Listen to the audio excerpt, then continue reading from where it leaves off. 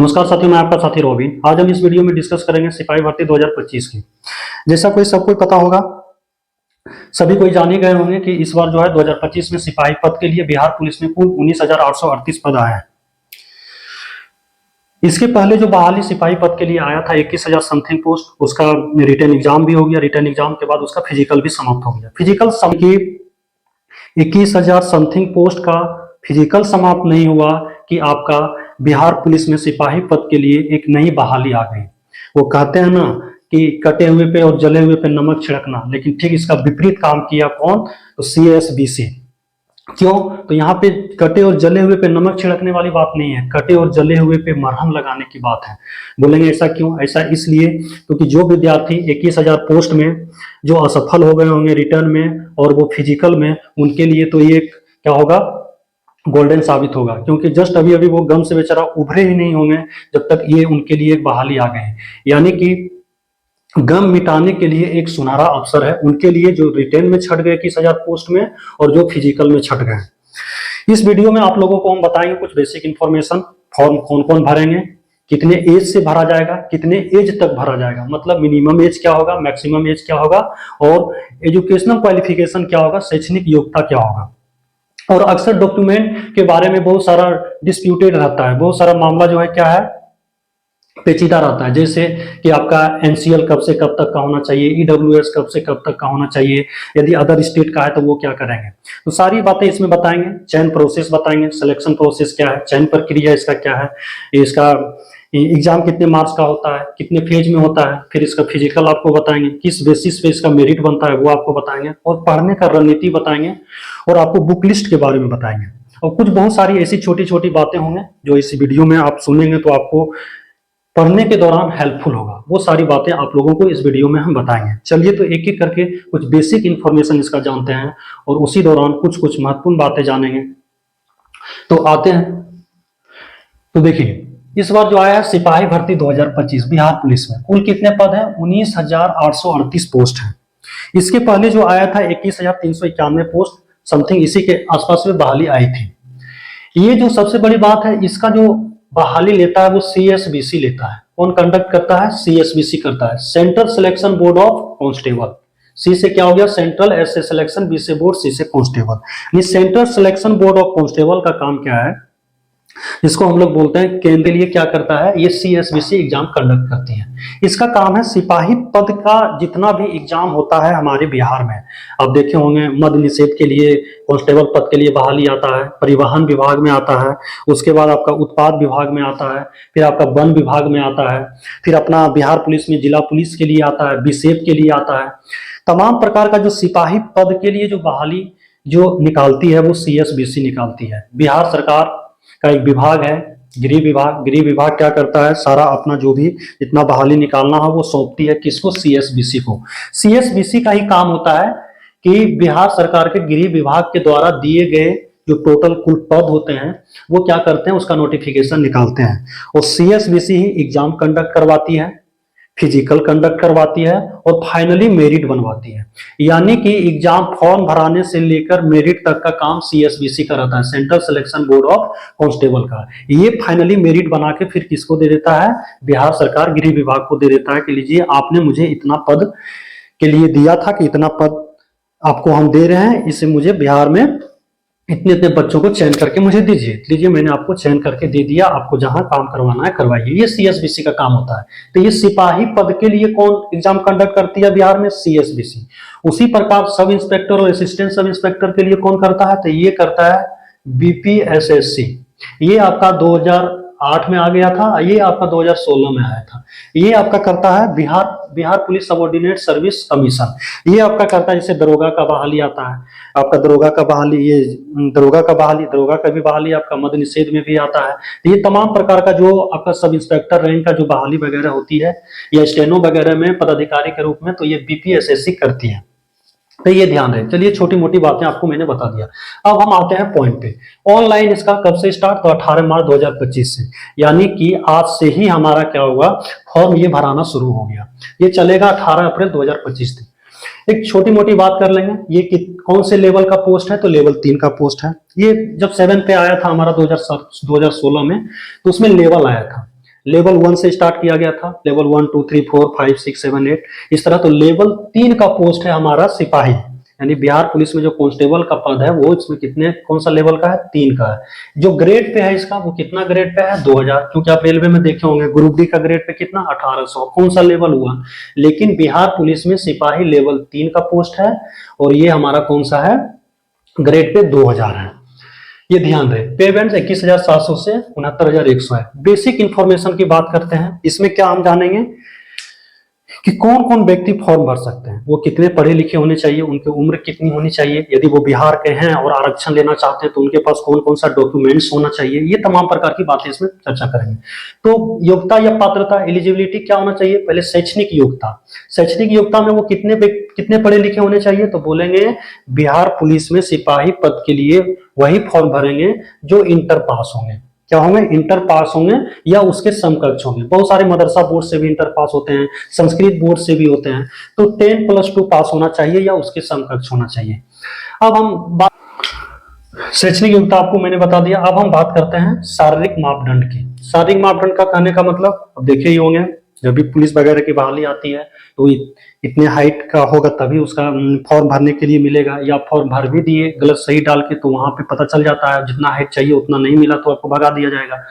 तो इसमें शारीरिक मापदंड में देखेंगे पुरुष में और पुरुष और महिला में और सभी का अपना कैटेगरी में देखेंगे कितना कितना चाहिए। तो पुरुष की बात करेंगे तो पुरुष में जनरल, ईडब्ल्यूएस और ओबीसी, यानी कि जो पुरुष जनरल में आते हैं, ओबीसी में आते हैं, उसकी हाइट कितनी होनी चाहिए, उनकी हाइट कम से कम 1.65 सेंटीमीटर होनी चाहिए और उसका सीना कितना होना चाहिए, 81 सेंटीमीटर, और 5 सेंटीमीटर आपको फुलाना पड़ेगा। 5 सेंटीमीटर फुलाएंगे तो 86 सेंटीमीटर, यानी नॉर्मल जो चेस्ट का जो ये मेजरमेंट होगा लड़का लोग का, किसका किसका, तो जनरल और ओबीसी और ईडब्ल्यूएस वालों का, तो वो नॉर्मल बिना ऐसे हम खड़े हैं और मेजरमेंट कर रहा है तो ये 81 होना चाहिए। फिर वो बोलेगा सांस लेके फुलाइए, 5 सेंटीमीटर फुलाइए, तो हम लोग फुलाएंगे, सांस लेके फुलाते हैं तो वो कम से कम 5 सेंटीमीटर फुलना चाहिए। तो 81 + 5 कितना, 86 सेंटीमीटर। उसी प्रकार ईबीसी का, अत्यंत पिछड़ा वर्ग में जो आते हैं, उसकी हाइट 160 सेंटीमीटर कम से कम होनी चाहिए, ज्यादा जितना हो जाए। और इसका चेस्ट कितना है, 81 सेंटीमीटर से 86, यानी कि समान स्थिति में 81 सेंटीमीटर होना चाहिए, जैसा कि मैंने अभी इनके बारे में बताया, और 5 सेंटीमीटर इनको भी फुलाना पड़ेगा। SC ST लड़कों की बात करेंगे तो इनकी हाइट कितनी होनी चाहिए, 160 सेंटीमीटर होनी चाहिए और इसका चेस्ट 79 सेंटीमीटर नॉर्मल में होना चाहिए। किसका, तो SC ST अनुसूचित जाति और अनुसूचित जनजाति के जो पुरुष वर्ग में जो आएंगे उनका जो सीना होगा समान स्थिति में, इस तरह समान स्थिति में मेजरमेंट करेगा तो 79, और उनको भी 5 फुलाना है तो 79 5 कितना हो जाएगा, 84 सेंटीमीटर। अब बात करते हैं महिला की। महिला में सभी वर्गों के लिए जो हाइट है वो समान है। सभी वर्ग कहने का मतलब वो ईडब्ल्यूएस हो, चाहे जनरल हो, चाहे ओबीसी हो, चाहे ईबीसी हो, चाहे एससी हो, चाहे एसटी हो, ठीक ना, या तो वो ट्रांसजेंडर हो, तो सभी के लिए हाइट कितना है, कॉमन है, कम से कम 155 सेंटीमीटर होना चाहिए, अदरवाइज उससे कम होगा तो आपको छांट दिया जाएगा। चेस्ट का मेजरमेंट इसका नहीं होता है, वेट का होता है। वेट इसका मिनिमम कितना होना चाहिए, 48 केजी। ये बहुत ही इंपॉर्टेंट है, जो भी आप देख रहे होंगे, खास करके जो लड़कियां होगी वो जरूर इस पे ध्यान दीजिएगा कि वेट में इस बार ही नहीं, जब जब इसकी बहाली आई है और ये क्राइटेरिया लाया गया है तो इसमें अक्सर छठते ही आ रहे हैं। तो हम लोग क्या करना है, जो लड़की लोग हैं अब वेट पे जरूर ध्यान देंगे, क्योंकि लड़की लोग हैं तो जाहिर सी बात है लड़कों जैसे फिजिकल तो नहीं होता उनके शारीरिक रूप से, लेकिन जो भी फिजिकल हो उन फिजिकल में उनका ये वेट तो होना ही चाहिए, ठीक ना। तो ये लड़की लोग ध्यान देंगे, आपका वेट ये मेंटेन करके चलना है, इससे कम नहीं होना चाहिए, इससे ज्यादा ही रखना है। तो ये शारीरिक मापदंड हो गया। अब हम बात करते हैं उम्र सीमा की। तो उम्र सीमा में हम लोग देखेंगे जनरल में मेल फीमेल का देखेंगे 18 से चाहे 25 साल, यानी कि वही जनरल मेल और फीमेल फॉर्म भर सकते हैं जिसका कम से कम 18 साल हो। 18 साल से कम होगा यदि उम्र तो वो नहीं भर सकते हैं, और 25 साल से यदि ज्यादा उम्र है तो भी नहीं भर सकते हैं, यानी 18 साल से लेकर 25 साल। ये 18 साल की का जो गणना होगा वो 1/8/25, यानी जिस भी जेंडर मेल या फीमेल का एज 1/8/25 तक 18 साल पूर जाएगा वो आराम से आप भर सकते हैं, उसमें कोई संदेह नहीं है। यानी उम्र सीमा की गणना आपका कहां से किया जाएगा, 1/8/25 तक, ठीक, 1/8/25 तक किया जाएगा, यानी 1/8/25 तक जिसका एज कितना हो जाए 18 साल, चाहे वो कोई भी कैटेगरी का हो। तो ये इस बार निर्धारण किया गया है कि उम्र सीमा की जो गणना होगी 1/8 क्या होगी, 1/8/25 तक होगी, यानी 1/8/25 तक जिसका एज 18 साल पूरा जाएगा वो आप भर सकते हैं। मान लीजिए 1/8/25 के पहले 18 साल, तो वो भी कोई दिक्कत, लेकिन 2/8/25 को यदि आपका 18 साल पूरा रहा है तो आप नहीं भर सकते हैं, क्योंकि ये उम्र सीमा का एक क्या है, कट ऑफ डेट ये निर्धारण कर दिया है यहाँ पे। अब हम बात करते हैं बीसी ईबीसी मेल की। बीसी ईबीसी मेल की यानी कि पिछड़ा वर्ग और अत्यंत पिछड़ा वर्ग, इसमें भी 18 साल कम से कम और अधिक से अधिक 27 साल, यानी कि इसको 2 साल का छूट मिलता है। आरक्षण का लाभ है बीसी यानी कि पिछड़ा वर्ग और अत्यंत पिछड़ा वर्ग पुरुष में जो है इसको 2 साल, यानी इसका 25 में 2 जोड़ेंगे तो कितना हो जाएगा 27 साल, यानी मैक्सिमम एज जो इन लोगों का है 27 साल है। बीसी और ईबीसी फीमेल की हम बात करते हैं तो मिनिमम तो सभी के लिए, पुरुष हो महिला हो कोई भी कैटेगरी का हो चाहे ट्रांसजेंडर हो, मिनिमम एज है 18 साल। इसका महिला लोग के लिए है 1 साल और छूट, यानी इसमें 3 साल की छूट है, यानी कि 25 + 3 कितना 28 साल, मैक्सिमम 28 साल तक महिलाएं भर सकती है। कौन सी महिलाएं, तो जो पिछड़ा वर्ग और अत्यंत पिछड़ा वर्ग में आएंगे। अब बात करते हैं एससी एसटी और ट्रांसजेंडर, मेल और फीमेल दोनों की बात करते हैं। मेल और फीमेल तो मिनिमम एज कितनी होनी चाहिए सभी के लिए 18, लेकिन इन लोगों के लिए जो मैक्सिमम अधिकतम उम्र सीमा जो रखा गया है वो 30 साल रखा गया है, यानी इसको 5 साल का छूट दिया जाता है। कितने साल का छूट, 5 साल का छूट दिया जाता है। ये एक लिखे हैं बिहार होमगार्ड, जो ऑलरेडी बिहार होमगार्ड में काम कर रहे हैं तो वो भी क्या कर सकते हैं, वो भी फॉर्म भरते हैं, तो उनको जो दिया गया 5 साल की छूट दिया गया। तो ये 5 साल की छूट क्या 25 में, अधिकतम इसमें 25 में नहीं, ये अपने अपने आरक्षण के अधिकतम उम्र सीमा में 5 साल की छूट दी गई है। जैसे आपका यहाँ पे बीसी ईबीसी है तो ये पुरुष के लिए कितना है 27 साल अधिकतम उम्र सीमा। मान लीजिए कि बीसी और ईबीसी मेल, कोई मेल बीसी और ईबीसी का वो होमगार्ड है बिहार पुलिस में और उसका उम्र कितना है, सपोज डेट उसका उम्र है 30 साल, तो उसका उम्र है 30 साल, जबकि यहाँ अधिकतर 27 साल चाहिए, तो 30 साल है तो वो फॉर्म भर सकता है, क्योंकि बोला जाता है मैक्सिमम उसके आरक्षण जो है, उसके आरक्षण में जो मैक्सिमम एज है उसमें 5 साल की छूट दी जाएगी। तो 27 + 5 कितना 32 साल, तो उसका 30 साल यानी 32 साल एज तक ये होमगार्ड भर सकते हैं। वो कौन, तो बीसी ईबीसी मेल वाले। फिर बीसी ईबीसी फीमेल का यदि कोई होमगार्ड में होगा तो उनके लिए यहाँ कितना 28 साल, लेकिन ये यदि होम गार्ड होगा तो उनके लिए 28 + 5 यानी 33 साल एज भी हो, 33 साल एज तक वो भर सकते हैं। उसी तरह SC ST transgender male female 30 साल है तो 5 साल जोड़ देंगे इसमें, यानी 35 साल एज तक भर सकते हैं। अब जो चौथा है वो हम डॉक्यूमेंट की बात करेंगे। अक्सर डॉक्यूमेंट में बहुत सारे कैंडिडेट को दिक्कत हो जाता है, खास करके जो आरक्षण वर्ग वाले लोग हैं, कभी एनसीएल में वो करंट खोज देगा तो कभी पहले का खोज देगा, तमाम प्रकार की उलझनें आती रहती हैं। तो हम डॉक्यूमेंट की बात करेंगे। तो जो जनरल वाले हैं तो वो डॉक्यूमेंट क्या, तो जनरल से ही है, ठीक उसी प्रकार जनरल की तरह ट्रीट किए जाएंगे जो अदर स्टेट के होंगे, जो बिहार के निवासी नहीं है, बिहार के अलावा कोई दूसरे राज्य के हैं, तो वो भी जब फॉर्म भरना चाहेंगे तो आप भर सकते हैं, लेकिन आरक्षण का लाभ नहीं मिलेगा जिस प्रकार बिहार के निवासी के लोगों को आरक्षण मिलेगा, उस प्रकार अदर स्टेट वालों को नहीं मिलेगा। आप फॉर्म भरिए, किसी भी कास्ट से रहिए, आप जनरल में ही काउंट किए जाएंगे। अब हम बात करते हैं डॉक्यूमेंट में मेन जो बात है बीसी और ईबीसी और एससी एसटी की और ईडब्ल्यूएस। तो बीसी ईबीसी में उसको डॉक्यूमेंट क्या चाहिए, कास्ट सर्टिफिकेट, जाति प्रमाण पत्र, निवास प्रमाण पत्र और एनसीएल। एनसीएल इंपोर्टेंट है, नन क्रीमी लेयर। एनसीएल में क्या होता है, अक्सर ये मुद्दा फंसते रहता है, देखते रहते हैं आप हमेशा, जब भी बहाली आएगी तो एनसीएल कभी पुराना पहले का चाहिए, कभी करंट का चाहिए। तो इस बार जो एनसीएल है, आप एनसीएल नया भी बनवा सकते हैं, लेकिन ये नया 18 अप्रैल 2025 तक बन जाना चाहिए, यानी अंतिम दिन, अंतिम डेट जो ऑनलाइन का होगा उस डेट तक ये एनसीएल बन जाना चाहिए, वो वैलिड माना जाएगा। अदरवाइज यदि 1 साल पहले का भी आपके पास एनसीएल है, सुनिएगा मेरी बात, यदि आपके पास 1 साल पहले का भी एनसीएल है तो भी आप फॉर्म भर सकते हैं, लेकिन 1 साल पहले के एनसीएल के साथ एक शपथ फॉर्म भी आपको भरना पड़ेगा, जिसको फॉर्म 18B बोलते हैं। क्या बोलते हैं, फॉर्म 18B बोलते हैं, रोमन में है।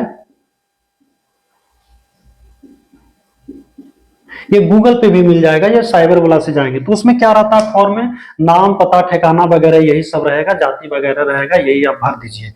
फॉर्म 18 भी किसके साथ लगाएंगे, जिसके पास एनसीएल विगत 1 वर्ष के पूर्व का है, यानी वो एनसीएल का 1 वर्ष हो गया है या उसके पहले का है, तो भी आपको नया बनवाने की आवश्यकता नहीं है। सिर्फ आप फॉर्म 18B 18B उसके साथ संलग्न कर दीजिए। 18B क्या है, तो नाम पता यही सब रहेगा, कास्ट वगैरह। और बाकी बात आपके पास यदि समय है, 1 महीना का समय है, तो आप आराम से नया भी बनवा सकते हैं, घबराने की कोई बात नहीं। लेकिन जो भी बनवाएंगे वो आप फाइनल चयन तक रखे रहेंगे, ताकि वो इधर उधर नहीं हो, डॉक्यूमेंट वेरिफिकेशन के समय चाहिए। अब हम बात करते हैं फीमेल का। कौन सा फीमेल, तो जो बीसी और ईबीसी का हो, जो पिछड़ा और अत्यंत पिछड़ा हुआ। तो फीमेल का जो एनसीएल होना चाहिए वो पिता के नाम एवं पता पर ही होना चाहिए, ना कि उस महिला के पति के नाम पे होना चाहिए। मान लीजिए कोई लड़की शादीशुदा है तो वो एनसीएल जो बनवाएगी वो अपने पिता के नाम और पता पे ही बनवाएगी, ये विशेष ध्यान रहे। अक्सर इसमें गलती हो जाती है, बाद में हम लोगों को परेशानियां झेलना पड़ता है वेरिफिकेशन के समय। तो लड़कियों के लिए वो किस प्रकार की लड़की, जो विवाहित लड़की है, जो विवाहित महिला है, वो एनसीएल कहां से बनवाएंगे, तो पिता के नाम एवं पता पे बनवाएंगे।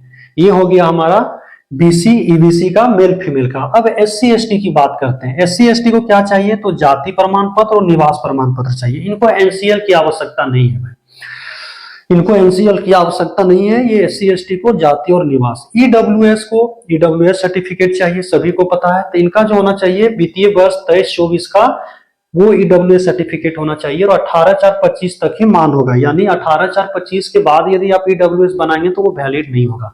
और ये जितने सारे मैं डॉक्यूमेंट्स आपको बता रहा हूं, आप यहाँ पे शैक्षणिक भी जो लगाएंगे, यहाँ पे इंटर का मार्कशीट, ये सर्टिफिकेट नंबर वगैरह वगैरह जो भी, वो सभी जो है आप डॉक्यूमेंट वेरिफिकेशन तक सुरक्षित रखेंगे, क्योंकि सभी को पता है कि चयन प्रक्रिया में डॉक्यूमेंट वेरिफिकेशन भी होता है। तो ये हो गया एलिजिबिलिटी। एलिजिबिलिटी में शैक्षणिक योग्यता क्या होना चाहिए, आपका शारीरिक मापदंड कितनी होनी चाहिए, कितने लंबे व्यक्ति भर सकते हैं, यानी मिनिमम हाइट क्या चाहिए, चेस्ट मेजरमेंट क्या चाहिए, लड़कियों के लिए वेट क्या चाहिए, फिर उम्र सीमा बता दिया डॉक्यूमेंट के लिए कि डॉक्यूमेंट में क्या क्या चाहिए। अब हम बात करते हैं, ये तो हो गया फॉर्म भरने का, तो सभी को पता है फॉर्म भरेंगे, फिर एग्जाम होगा, उसके बाद होगा फिजिकल। इसका जो एक चयन प्रोसेस होता है वो पहले एग्जाम होता है, उसके बाद एग्जाम के बाद जो रिजल्ट आता है, टोटल सीट का 5 टाइम्स ये रिजल्ट देता है। टोटल सीट कितना, 19,838, इसका 5 टाइम्स देगा, तो लगभग 20,000 सीट है। ये तो 20,000 कितना, लगभग 1 लाख के आसपास इसका क्या होगा, 1 लाख के आसपास ये रिजल्ट देगा। जब रिजल्ट देगा तो ये पीईटी के लिए बुलाएगा।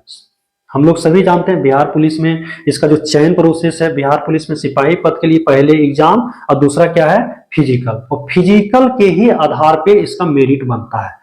तो आपका रिजल्ट जो देगा टोटल सीट का 5 गुना देगा, और ये 5 गुना सीट बुलाएगा किसमें, शारीरिक दक्षता परीक्षा में, फिजिकल इफिशियंसी टेस्ट में बुलाएगा, पीईटी में बुलाएगा। और इसी पे आपका मेरिट बनेगा। ये 100 मार्क्स का होगा और इसी पे आपका मेरिट बनेगा। आप एक एग्जाम निकाल लिए, एग्जाम निकालने के बाद जो मेन जो आपका खेला होगा यहाँ पे होगा। यहाँ पे क्या है, ये 100 मार्क्स को 3 पार्ट में बांट दिया है।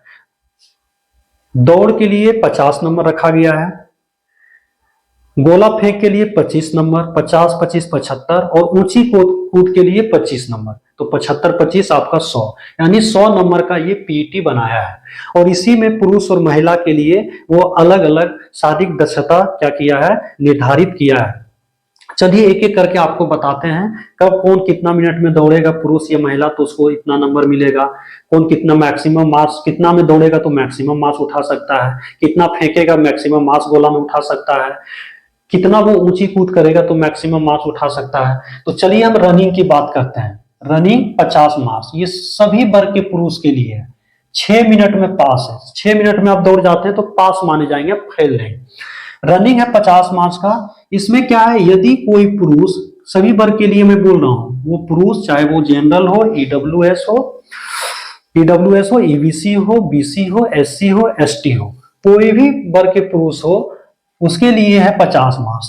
5 मिनट के अंदर यदि दौड़ता है, 5 मिनट के नीचे यदि दौड़ता है तो उसको 50 के 50 नंबर दिए जाएंगे मैक्सिमम मार्क्स। यदि 5 मिनट से 5 मिनट 20 सेकंड तक में वो दौड़ता है तो उसे 40 नंबर दिया जाएगा, और 5:20 से 5:40 तक दौड़ेगा तो 30 नंबर, और 5:40 से 6 मिनट तक में दौड़ जाएगा तो उसे 20 नंबर, और 6 मिनट से यदि उसे ज्यादा समय लग जाएगा तो फेल माने जाएंगे। यानी आपने 6 मिनट में दौड़ा है तो आपको 20 मार्क्स मिलेगा। 6 मिनट में आपने दौड़ा है तो 20 मार्क्स मिलेगा। उसी प्रकार यहाँ पे महिला के लिए, महिला में भी सभी वर्ग के लिए इसका 5 मिनट में पास माना गया है। 5 मिनट तक में दौड़ जो जाता है, कितना दौड़ेगा, तो जो दौड़ इन लोगों का है वो 1600 मीटर का है लड़का लोग के लिए। लड़का लोग के लिए कितना है, 1600 मीटर, और लड़की लोग के लिए कितना है, 1000 मीटर। ये ध्यान रहे, 1000 मीटर लड़की लोग के लिए, यानी 1600 मीटर अब 6 मिनट में दौड़ेंगे तो लड़का लोग पास। लड़की लोग के लिए कितना है, 1 किलोमीटर। 1 किलोमीटर अब इसका भी है, जो लड़की 4 मिनट के अंदर दौड़ जाएगी उसे 50 का 50 नंबर दिया जाएगा। 4 मिनट के अंदर कितना दौड़ना चाहिए उनको, 1 किलोमीटर यदि दौड़ जाएगी तो 50 का 50। जो लड़कियां 4 से 4 मिनट 20 सेकंड में दौड़ेगी उन्हें 40 नंबर, जो 4:20 से 4:40 में उन्हें 30 नंबर, जो 4:40 से 5 मिनट तक में 5 मिनट तक वो 20 नंबर, और जो 5 मिनट से ज्यादा समय लगा देगा ये 1000 मीटर दौड़ने में, 1 किलोमीटर दौड़ने में, वो फेल माने जाएंगे। ये तो हो गया रनिंग के लिए। अब हम गोला फेंक, जो आप रनिंग पास करेगा तो उसी को गोला फेंक में बुलाया जाएगा। यानी गोला फेंक और ऊंची कूद में शामिल होने के लिए आपको कम से कम रनिंग में पास करना होगा, चाहे वो कोई भी अभ्यर्थी हो, महिला अभ्यर्थी हो चाहे वो पुरुष अभ्यर्थी हो।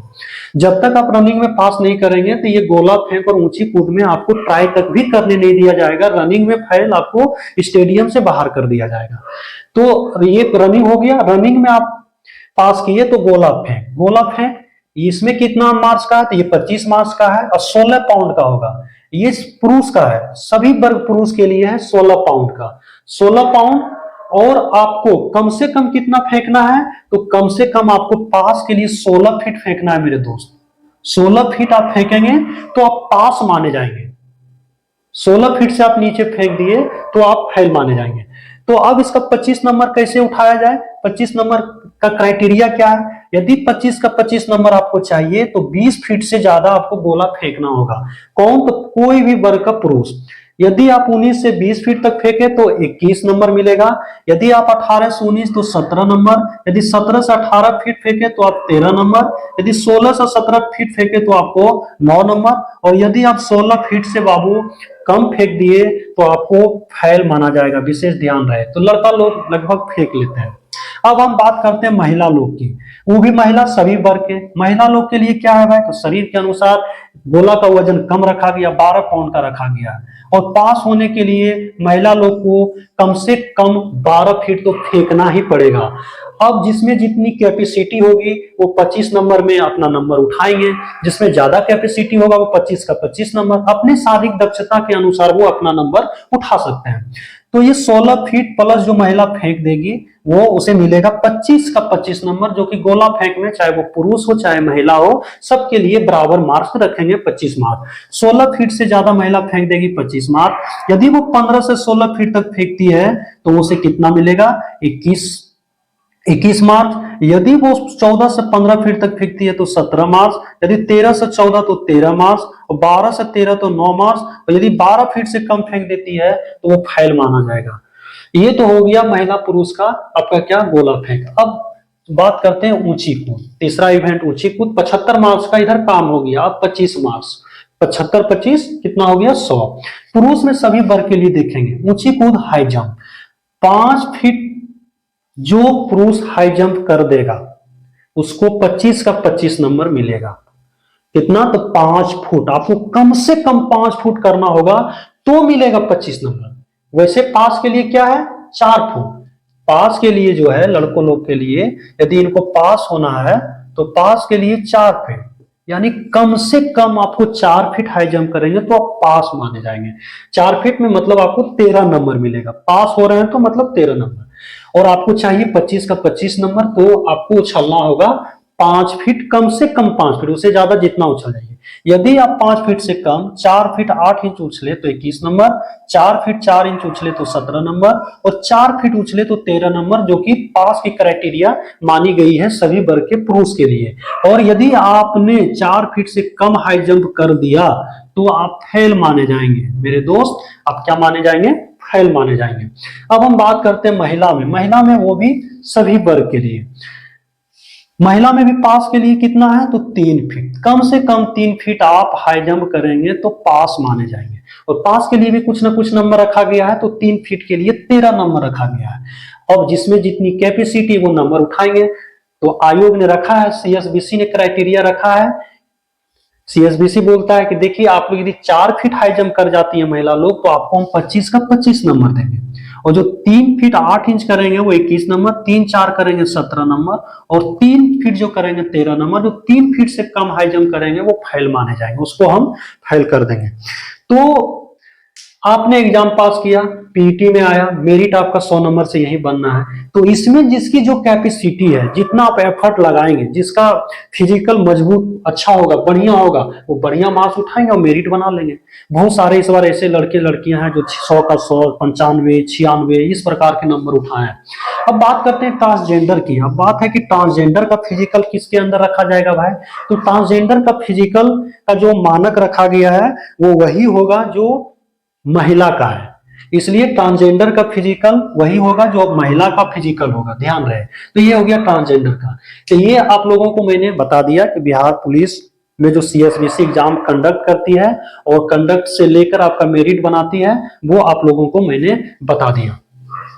अब हम बात करते हैं इसमें कि पढ़ा कैसे जाए, क्योंकि सबसे बड़ी बात यह है बहाली तो बैक टू बैक आ रही है। कंटिन्यू 21 में बहाली, 21 बैच बहाली, 22 बैच, फिर 23, तो फिर आपका ये आ गया, बैक टू बैक कंटिन्यू बहाली आ रही है, उसमें नो डाउट। और सीएसबीसी कंटिन्यू ये भी कंडक्ट एग्जाम करते आ रही है। सभी को पता है इसमें जो क्वेश्चंस आते हैं, आपका जो रिटेन होता है उसमें मैथ भी रहता है, इंग्लिश भी रहता है, हिंदी भी रहता है। बाकी बात जो भी सामाजिक आपका जो विषय होता है, जैसे आपका भूगोल हो गया, इतिहास हो गया, नागरिक शास्त्र हो गया, अर्थशास्त्र हो गया, उसमें भी इतिहास में प्राचीन भारत, मध्यकालीन भारत हो गया आपका, उसके बाद आधुनिक भारत हो गया, फिर विश्व का इतिहास हो गया, तमाम प्रकार की चीजें, इतने सारे सब्जेक्ट होते हैं। इसमें जो ध्यान देने वाली बात है वो है हमारा हिंदी और इंग्लिश, क्योंकि इंग्लिश तो जनरली जो मैक्सिमम इसमें कौन बच्चे आते हैं जो हमारे हिंदी माध्यम के हैं, अक्सर यूं कहें बिहार बोर्ड के, तो उनका तो इंग्लिश कमजोर ही होता है। और देखा जा रहा है जब से ये सीएसबीसी एग्जाम कंडक्ट कर रही है, ये तो आया 2008 में, 2010 से एग्जाम लगभग ये कंडक्ट कर रही है, तब से ये इंग्लिश पूछ ही रहा है। कुछ कुछ में आपको नहीं मिलेगा, कभी कभी हो सकता है चालक सिपाही वगैरह कहो तो उसमें नहीं हो, या कुछ कुछ में हम ऐसा नहीं कर सकते कि बिल्कुल नहीं होगा। तो ये पैराग्राफ चलता रहता है, 8, 10, 4, 5, शुरू में 4, 5, फिर धीरे धीरे 8, 9, 10 इस तरह, यानी लगभग कम से कम 5 क्वेश्चन, मैक्सिमम 10 क्वेश्चन इंग्लिश का रहता है। तो ये एक प्रकार का एग्जाम में पास करने के लिए ये भी एक अहम रोल निभाता है। 10 क्वेश्चन आपका हिंदी का भी रहता है, तो ये सब चीज पे ध्यान देना है आपको। दूसरी बात, और सारे जो सब्जेक्ट हैं, कुछ मैथ भी पूछा जाता है, ये भी ध्यान देना है। हम अब बात करते हैं कि इसमें पढ़ा कैसे जाए, क्योंकि सबसे बड़ी बात ये आती है कि बहाली तो आती रहती है, लेकिन सबसे बड़ी बात ये आती है कि पढ़ा कैसे जाए। तो हम ये आप लोगों को बोलेंगे जो बिल्कुल नए बच्चे हैं, जिनका एकदम 1/8/2025 को 18 साल पूर्व जा रहा है, ठीक ना, तो वो तो भर ही देंगे। और जो इंटर पास होंगे, 1/8/25 को 18 साल पूर्व जा रहा है, जो इंटर पास है वो तो भरेंगे। तो ऐसे बच्चे आप क्या करें, एक फाउंडेशन कोर्स ले लें। फाउंडेशन कोर्स वो ऐसा ही नहीं कि जो सिर्फ बिहार पुलिस का हो, अब किसी का भी ले लीजिए। एक आप अच्छे बच्चे हैं, पढ़ने लिखने में बढ़िया है, तो आप दरोगा का बैच ले लीजिए, या बीपीएससी प्रीलिम्स का बैच ले लीजिए, या तो अभी फिलहाल एग्जाम है तो कम से कम एक सिपाही का जो फाउंडेशन बैच आता है वो आप ले लीजिए। उसके बाद उसको आराम से पढ़िए, ज्यादा दिमाग पे प्रेशर नहीं देना है कि एकदम बहाली आई तो मेरा हो ही जाए। आराम से पढ़ना है, उसके साथ एनसीईआरटी वगैरह पढ़ना है। जो बच्चे ऑलरेडी इस बार छट गए, या तो एग्जाम में छट गए, या तो फिजिकल में छट गए, या जो ऑलरेडी कोर्स किए हुए हैं, वो उनसे हम रिक्वेस्ट करेंगे कि आप कोई भी फाउंडेशन बैच, किसी भी प्रकार का लहर, तिरंगा और आप टारगेट बैच नहीं परचेज करेंगे। क्योंकि टीचर जब भी बहाली आती है तो सभी टीचर अपना कोर्स निकालते हैं, तो जाहिर सी बात है वो उनका निकालना भी जरूरी है और मजबूरी भी है, क्योंकि कोई जरूरी नहीं है कि सारे बच्चे जो पहले कोर्स निकाले थे वो सारे बच्चे पढ़ लिए होंगे। कुछ कुछ ऐसे बच्चे हैं जिनका एज यहाँ ही अभी 18 साल पूरा होगा, तो उनको तो कोर्स चाहिए ही, तो शिक्षक निकालते हैं, उनकी कोई गलती नहीं है। हम लोग गलती नहीं करें जो ऑलरेडी पढ़े हुए हैं, हम लोगों को बिल्कुल गलती नहीं करना है, और हम लोग कोशिश करेंगे कि हम लोग कोर्स एकदम नहीं लेंगे। हम लोग वो कोर्स ज्वाइन करेंगे जिसमें सेट डिस्कशन होता होगा। यदि सेट डिस्कशन कहीं कोचिंग वाले करवा रहे हैं एक पार्टिकुलर टाइम में, तो वहां पे ज्वाइन कर लेंगे, वहां पे सारे सब्जेक्ट हो जाए। एक बार आप जिस भी शिक्षक से पढ़ लें, कोई भी शिक्षक आपको ये नहीं कहता है कि बेटा फिर से मेरे कोर्स को आप खरीद लो, वो नहीं चाहता, लेकिन फिर भी उनका भी रोजी रोटी चलना चाहिए, तो वो तो उन्हीं का जब उनका वही पेशा ही है, वही उनका काम ही है, तो जाहिर सी बात है वो कोर्स निकालते रहेंगे। और वो ये नहीं कहते हैं कि जो पढ़ लिए, खास करके जो एक अच्छे शिक्षक हैं, वो कभी ये आपको नहीं कहेंगे कि एक बार आपने कोर्स खरीद लिया तो फिर से बेटा मेरा खरीद लीजिए और पढ़िए, ऐसा कोई नहीं बोलेगा मेरे भाई। जितना भी कोर्स निकालने दीजिए, एक बार आपने कर लिया है तो आप उसको रिवीजन कीजिए। यदि वही शिक्षक किसी स्पेशल, जैसा कि मैंने अभी बताया आपको कि कोई स्पेशल वो निकालते हैं किसी प्रकार का, वो एक सेट टाइप का, डिस्कशन टाइप का जिसमें सभी सब्जेक्ट हो, तो आप उसको ज्वाइन कीजिए, वो आपके लिए बेनिफिशियल होगा। लेकिन आप कोर्स परचेज नहीं करेंगे, अब उनके द्वारा जो पहले पढ़ा दिया गया है बेझिझक उसको आप रिवीजन कीजिए। मैं आपको बता देता हूं हम लोग फंसते कहां हैं। जिस दौरान हम लोग कोचिंग लेते हैं, पढ़ते हैं, और जब पढ़ते जाते हैं तो उस समय सारी बातें याद रहती है, क्योंकि उस समय करंट होते हैं, उसे लगता है कोई दिक्कत नहीं। जैसे समाप्त होते होते हमारा एक तरफ से समाप्त भी होते जाता है। उसका रीजन है कि बहुत सारे सब्जेक्ट हो जाते हैं आपके, सोशल साइंस का बहुत सारे सब्जेक्ट हो जाएंगे, फिर साइंस का एक स्पेशली सब्जेक्ट, मैथ, रीजनिंग हो, हिंदी हो, इंग्लिश हो, तो इतना सारा एक रैंडम अचानक लोड लेना वो समस्या आती है। तो क्या करना है, वो मुझे रिवीजन, सबसे बड़ी बात है रिवीजन। आप अभी रिवीजन करें, वो कोचिंग के मतलब टाइम को एकदम बंद करके उस टाइम में हमको क्या करना है, रिवीजन करना है। किसी प्रकार का कोई कोचिंग नहीं, एकदम मोबाइल से बिल्कुल दूर, जो आपको पढ़ाया गया है वो रिवीजन करेंगे। साथ ही साथ क्वेश्चन बैंक बनाएंगे, क्वेश्चन बैंक के साथ देखेंगे कि क्या पैटर्न चेंज होते आ रही है शुरू से लेकर। उसके बाद हम लोग सेट प्रैक्टिस लगाएंगे, उसी सेट प्रैक्टिस में फिर जहां जहां गलती होगी फिर उस पर ज्यादा फोकस करेंगे। जब सेट प्रैक्टिस लगाएंगे तो लगेगा कि सब्जेक्ट से अच्छा ज्यादा क्वेश्चन आ रहा है, तो उस टॉपिक को हम लोग अंडरलाइन करेंगे। इस तरह से हम लोग, बात रही बुक लिस्ट की, तो बुक लिस्ट का वीडियो अगले वीडियो में बता देंगे। जितने सारे बुक लिस्ट है, जो भी जितना संभव हो सके बताएंगे। ऐसी बात नहीं हम जो आपको बता रहे हैं वो हम बहुत बड़े ज्ञानी हैं, आप लोग भी पहले से, आप लोगों को भी पता है, आप लोग ऑलरेडी जानते हैं कि मुझे क्या पढ़ना है और क्या नहीं पढ़ना है। ऐसा बात नहीं जिनका रिजल्ट नहीं हो रहा है, जिनका नौकरी नहीं हो पा रहा है, वो पढ़ने में कमजोर है। मेरे दोस्त, पढ़ने में कोई कमजोर नहीं है। खास करके वो बच्चे जो मेरिट में छट जा रहे हैं, जो एक आध नंबर से उनका एग्जाम नहीं निकल पा रहा है, वो सब के सब मेरिट होल्डर है। वो होता है, एक बार आप छटेंगे, दो बार, जितना बार आप यदि छट रहे हैं उतना आप स्ट्रांग हो रहे हैं। लेकिन हाँ, स्ट्रांग तभी होंगे जब आप कंटिन्यू मेहनत करेंगे। इसीलिए कहा जाता है प्रत्येक दिन यदि खुद को 1%, केवल और केवल 1% बेहतर बनाने पर यदि ध्यान दिया जाए, तो यही धीरे धीरे जो हमारा प्रयास होगा बड़ी से बड़ी सफलता की ओर ले जाएगा। खुद को केवल और केवल 1% बेहतर बनाने पे ध्यान देना है, ये बहुत बड़ी सफलता की ओर आपको ले जाएगा। ये विशेष ध्यान रहे। हम लोग मार खा जाते हैं कहाँ पे, जहाँ पे हम लोग कंटिन्यूटी नहीं बना पाते हैं, यानी निरंतर प्रयास नहीं करते हैं। हम लोग जो बीच में छोड़ देते हैं, फिर छोड़ देते हैं पढ़ते हैं, फिर छोड़ देते हैं पढ़ते हैं। लेकिन मुझे तो लग रहा है अभी जो बहाली आई है, ग्रुप डी की बहाली, एनटीपीसी एग्जाम कंडक्ट किया, आपका ड्राइवर का एग्जाम रेलवे में कंडक्ट हुआ, एग्जाम लिया है, उसके बाद टेक्नीशियन का हो गया, फिर वगैरह वगैरह एनटीपीसी वगैरह सब आया है, तो तमाम प्रकार का, फिर इधर मद्य निषेध का भी आया है, तो उसके बाद बिहार पुलिस आ गया, अभी बिहार पुलिस का फिजिकल समाप्त हुआ है। तो मैक्सिमम जो बच्चे हैं जो तैयारी कर रहे हैं, उनकी तैयारी लगभग परफेक्ट होगी। बस आपको गलती आपने कहाँ किया है इस पे फोकस करना है, और आप खुले दिमाग से पढ़िए। खुले दिमाग कहने का मतलब, यदि पढ़ रहे हैं तो पढ़ रहे हैं, उसके बीच ना तो कोई दोस्त आना चाहिए, ना कोई पेरेंट्स आना चाहिए, ना तो कोई मोबाइल आना चाहिए, किसी भी प्रकार का कोई नहीं। मेरा लक्ष्य एकदम घोड़े की तरह होना चाहिए, जैसे घोड़े के साइड में दोनों आंख के सामने देखते लगा दिया जाता है, ताकि वो सामने देखे। आप भी एकदम स्ट्रेट फॉरवर्ड देखिए। स्ट्रेट फॉरवर्ड कहाँ, तो लक्ष्य की ओर देखिए। बाकी बार ना तो मुझे लेफ्ट राइट, ना तो पीछे दिखे, सिर्फ और सिर्फ फ्रंट दिखे। वो भी फ्रंट में क्या, हमारा गोल दिखे, लक्ष्य दिखे। इसी के साथ साथियों हम विराम लेते हैं, फिर अगले वीडियो में मिलते हैं बुक लिस्ट और एक अच्छे बेहतर रणनीति के साथ।